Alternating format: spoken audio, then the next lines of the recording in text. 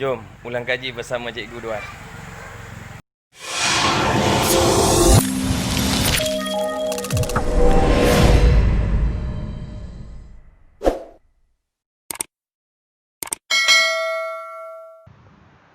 Bismillahirrahmanirrahim. Assalamualaikum dan salam sejahtera. Kembali lagi anda semua bersama saya Cikgu Duan dalam Cikgu Duan Channel. Jika anda baru pertama kali menonton video cikgu, jangan lupa tengok video-video sebelum ni. Jangan lupa like, share dan subscribe, dan tekan butang loceng di bawah. Sebab apa? Video cikgu memaparkan perkongsian berkenaan ilmu pendidikan. So hari ni calon-calon SPM, cikgu harap dalam keadaan selesa. Kita mengulang kaji untuk subjek sains SPM. Untuk kertas 2, untuk kali ini kertas 2. Kita pergi terus kepada soalan yang pertama. Rajah menunjukkan suatu eksperimen untuk mengkaji tindak balas antara zinc dengan asid hidroklorik cair. Isi padu gas yang dihasilkan direkodkan bagi setiap minit selama 6 minit. So pelajar-pelajar boleh tengok gambar rajah ni. So kita ada zinc tambah dengan asid. So kelihatan ada gelembung-gelembung udara yang terbebas. So masa dicatat dalam masa 6 minit. So makin bertambah masa, semakin bertambah isi padu gas. Berdasarkan jadual, lukis graf isi padu melawan masa. So yang ni cikgu dah dah plot dah ni. So pelajar-pelajar boleh tengok 0, 0, 1, 5, 2, 10, 5, 15, 4, 17, 5, 18 dan 6, 18. Plot. Ambil pensel, sambung ke semua titik ni.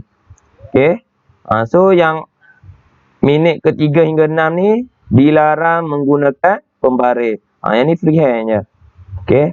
Terus sambung ke 0, 0. Tu soalan yang pertama.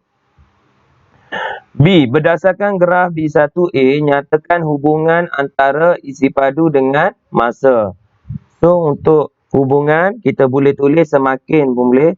Semakin bertambah masa, semakin bertambah isi padu. Isi padu apa tadi? Isi padu gas. Isi padu gas yang terkumpul. Ni jawapan dia. Semakin kita boleh guna untuk menjawab soalan hubungan. Semakin bertambah masa, semakin bertambah isi padu gas yang terkumpul. So macam video sebelum ni cikgu dah bagi tahu dah, pemboleh ubah yang dimanipulasikan paksi X. Pemboleh ubah bergerak balas paksi Y. So ambil saja. Masa bertambah, isi padu gas bertambah. 1 markah. Ramalkan isi padu gas yang dihasilkan pada minit ke-7. So kalau kita tengok pattern kat sini, minit ke-5 18, 6 18. So of course lah, minit ke-7 pun 18 juga. Settle untuk soalan pertama. Yang kedua. Rajah menunjukkan seorang budak lelaki memerhatikan imej sebuah lampu meja yang terletak 2 meter di hadapan sebuah cermin sata. Berdasarkan rajah, nyatakan 2 ciri imej yang terbentuk. So recall balik pelajar-pelajar, apakah ciri imej yang dihasilkan oleh cermin sata. Maya, tegak boleh, ataupun songsang sisi pun boleh. So ni jawapan dia. Maya boleh, tegak boleh, songsang sisi. So dia nak 2 saja, 2 ciri imej yang terbentuk. Lampu meja digerakkan mendekati cermin. Nyatakan hubungan antara jarak lampu meja dengan jarak imej. So, kita nampak lampu kat cermin tu. So, apa tanda dia? Maksudnya, jarak lampu meja adalah sama dengan jarak imej. Ni. Okey. Ni jawapan dia. Jarak lampu meja adalah sama dengan jarak imej. Okey. Tengok bagi merah sikit.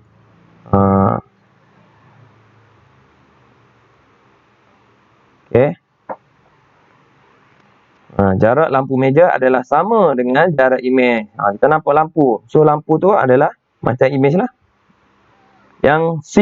Jika nombor 10 pada lampu menjadi 10 jadi 01.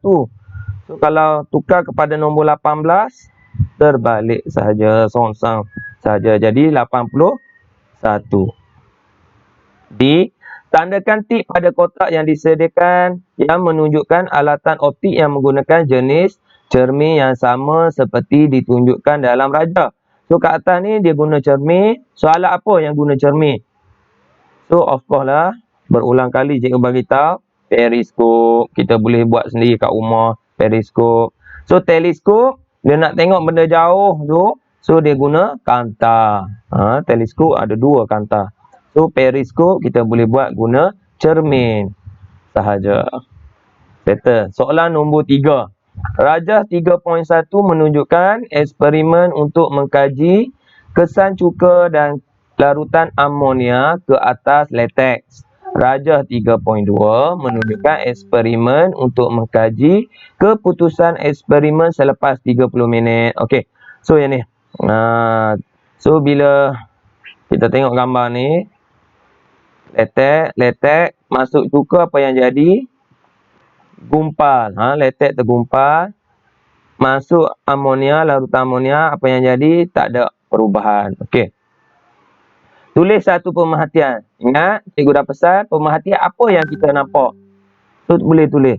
Getah tergumpal apabila dimasukkan cuka, manakala getah tidak berubah apabila dimasukkan larutan amonia.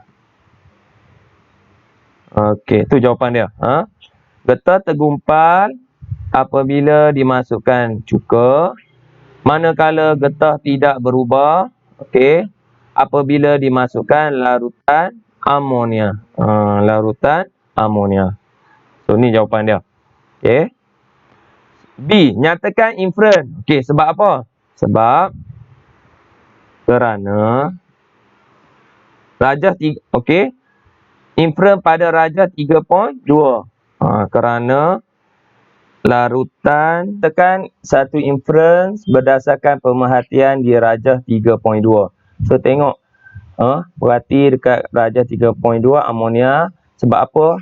Kerana larutan amonia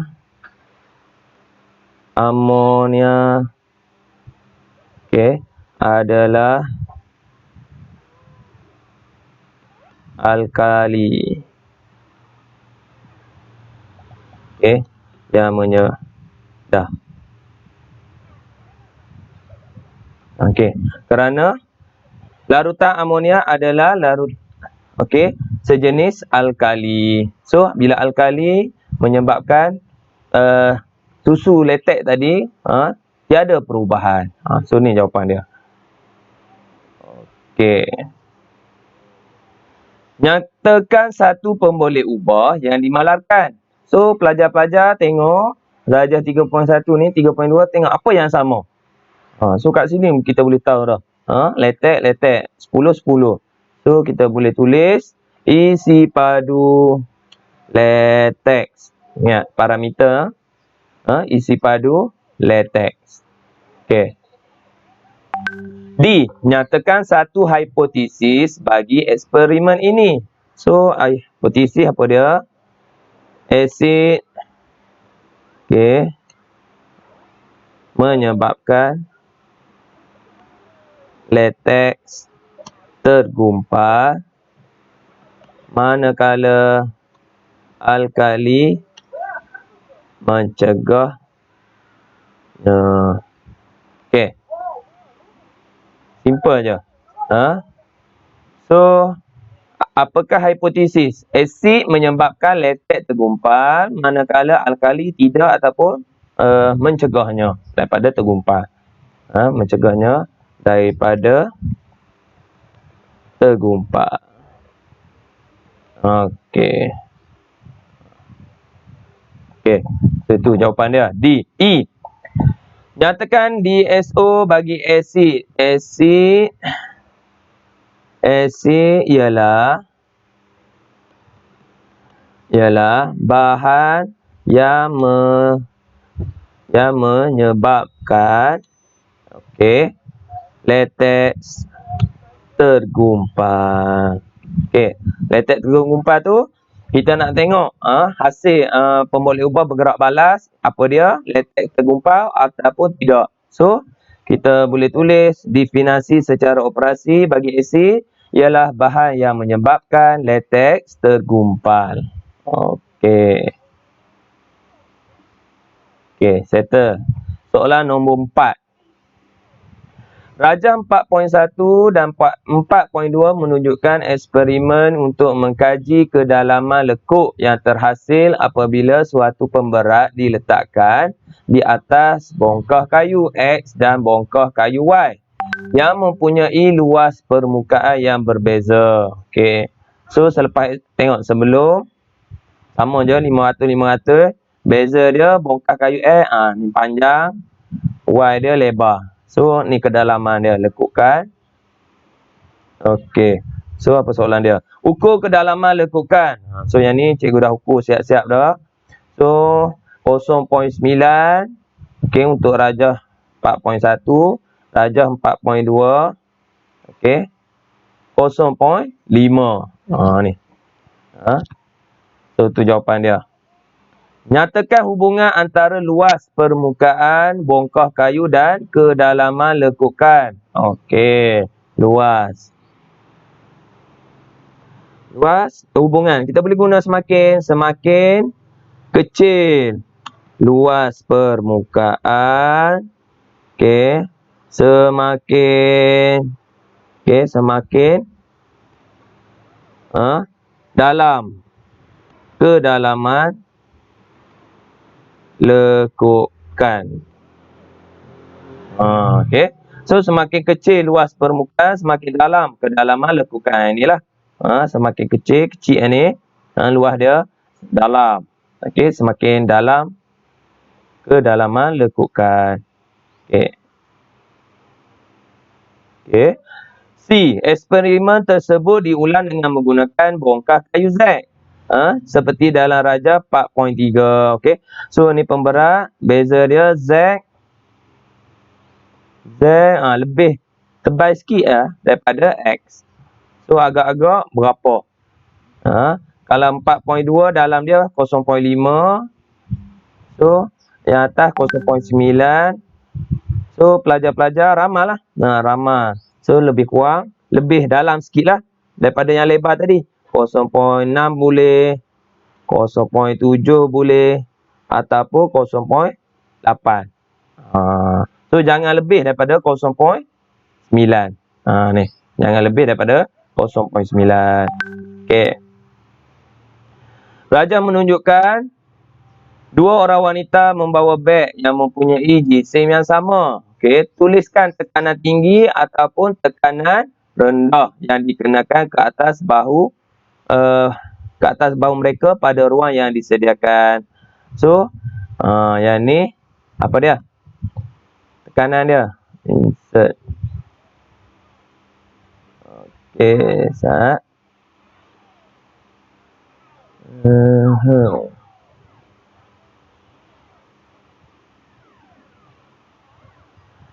So, yang mana tekanan tinggi, yang mana tekanan rendah?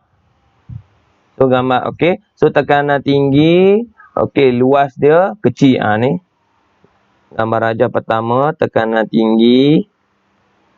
Okey, manakala gambar rajah kedua, tekanan rendah. Sebab apa? Tengok ni back ni. So bila yang ni orang tak sakit perempuan tu tak sakit lah bahu dia. Tengok. Besar. Back dia ni.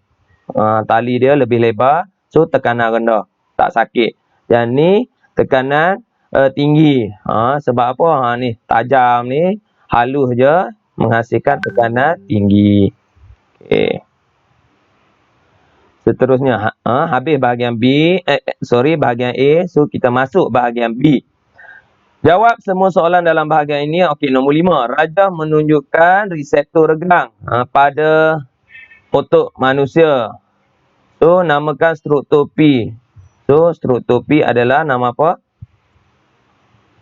Gentian saraf. Okey, gentian saraf. Okey.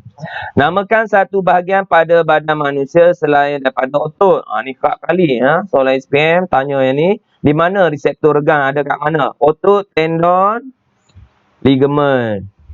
Ingat pelajar-pelajar tolong ingat. Ada 3 tu je. Otot, tendon, ligamen. Nyatakan 2 fungsi reseptor regang. Mengkoordinasikan badan boleh. Okey. Yang kedua, mengkoordinasikan aktiviti yang melibatkan otot. Okey, so ada 2 jawapan kat sini.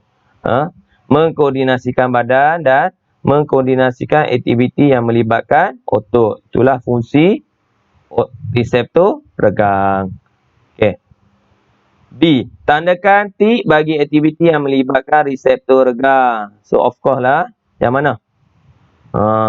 So gambar rajah yang ni. Okey. Yang ni dengan butang baju dengan jongkak-jongkik ni. Okey, So ada 2 gambar yang ni, sebelah kanan 2 atas dengan sebelah kanan bawah. Okey, tik. Okey, nombor 6. Rajah 6 menunjukkan peringkat pembahagian sel. Okey, KLMN. Namakan jenis pembahagian sel yang ditunjukkan dalam rajah. So kita 2 je belajar, mitosis ke meiosis. So jawapan yang kat sini adalah mitosis. Sebab apa? Sebab kalau mitosis, bilangan kromosom anak ni sama dengan induk. So sini ada 4, sini ada 4. Kerana berikan sebab kepada jawapan anda di A1. Okey, kerana bilangan kromosom adalah sama dengan bilangan kromosom induk. Okey. Kerana bilangan kromosom adalah sama dengan bilangan kromosom induk. So sama 4, 4. Seterusnya B. Susun peringkat pembahagian sel KLMN mengikut urutan yang betul. KLMN. So yang mana dulu? So of course lah M. Lepas M, apa yang jadi? Dia beratur kat khatulistiwa MNLK. Last sekali dia beratur, dia pergi ke, dia membahagi MNLK.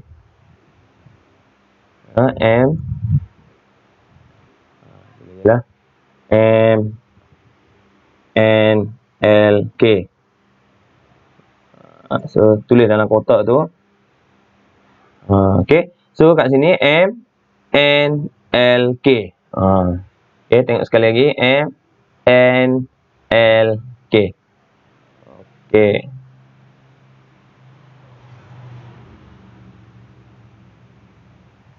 Okey, kita sambung. Namakan struktur P. So P. Nama apa P ni? kromosom. Okey, nah je satu markah. Berapakah bilangan struktur P dalam setiap sel pada peringkat K? So satu ni ada berapa? So kiralah ada 4. Okey, ada 4.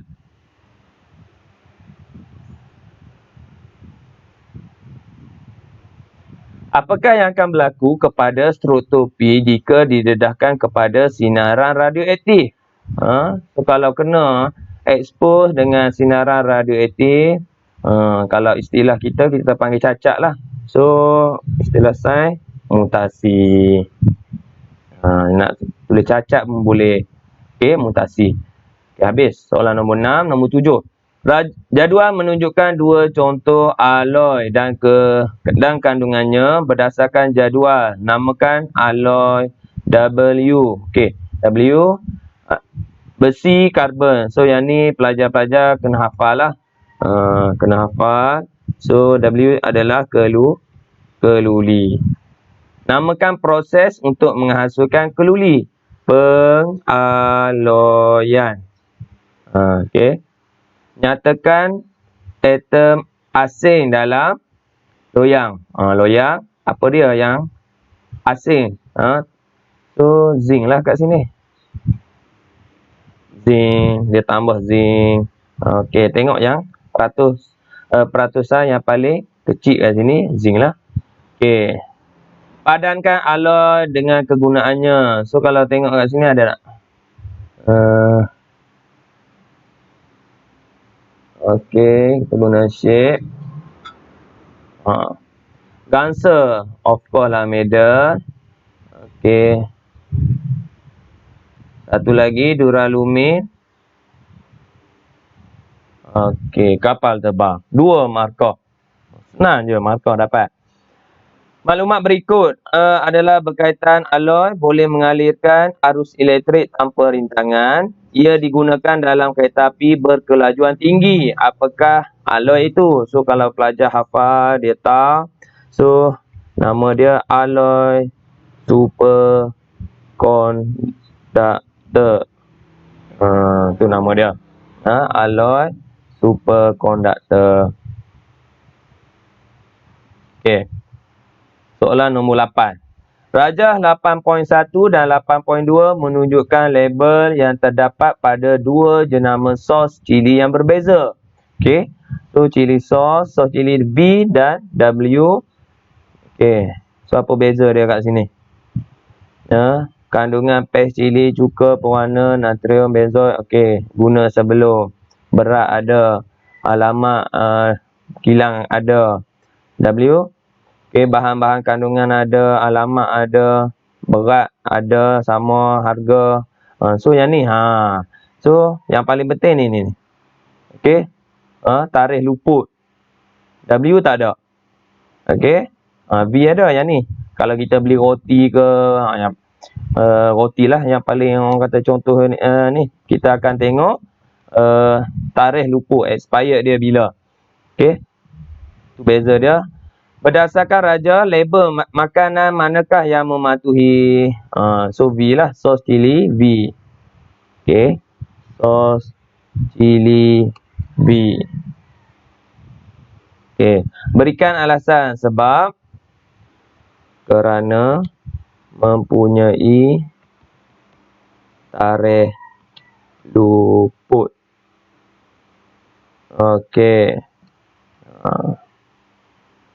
Kerana mempunyai tarikh luput ataupun expired date. Bahan manakah yang digunakan sebagai bahan awet dalam sos cili W? Okay, W bahan mana? Pes cili, cuka, pewarna, natrium benzoat. So gula, garam, cuka, ni cuka, natrium benzoat. So ada dua sini bahan awet. Cuka ataupun natrium benzoat. Okey, benzoat. Okey. So ada dua. Nyatakan fungsi bahan awet. Okey, untuk membunuh mikroorganisme. Okey. Barulah makanan tahan lama. Okey, kedua-dua jenama menggunakan pewarna tiruan dalam produk mereka. Adakah anda setuju dengan penggunaan pewarna tiruan dalam makanan? Wajarkan jawapan anda. So, pewarna.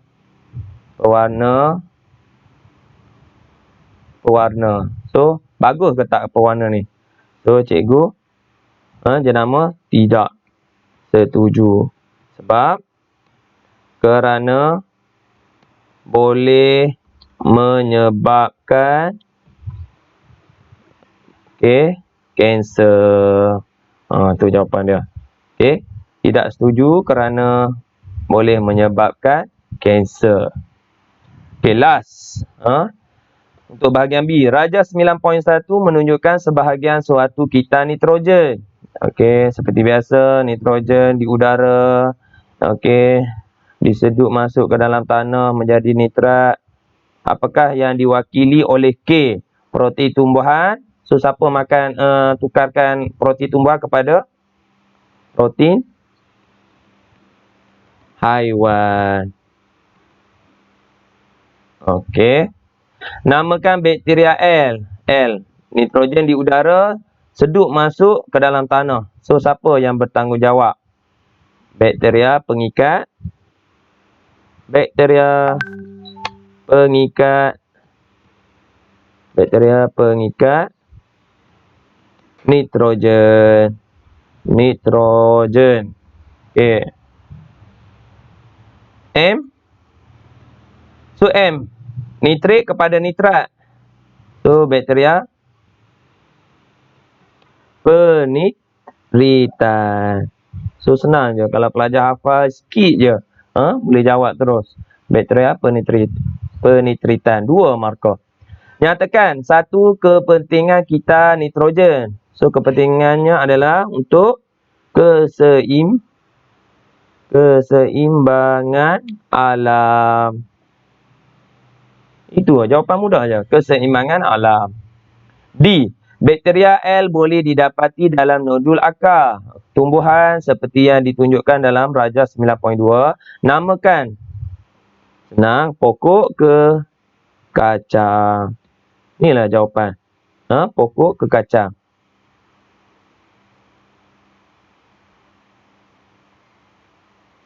Okey. Last. E. Kita nitrogen mengandungi beberapa proses. So, dalam jadual tandakan tik bagi proses yang terlibat dalam kita nitrogen. Adakah fotosintesis, respirasi, nitrifikasi? Of course lah. Ni nitrogen nitrifikasi. Okey. So, setakat itu saja untuk video kali ini. So, cikgu harap calon-calon SPM menonton video cikgu untuk ulang kaji bersama cikgu. Sama-sama kita skor Sains SPM 2020. Jangan lupa like, share dan subscribe dan tekan butang loceng di bawah. Sehingga berjumpa lagi dalam video akan datang. Assalamualaikum.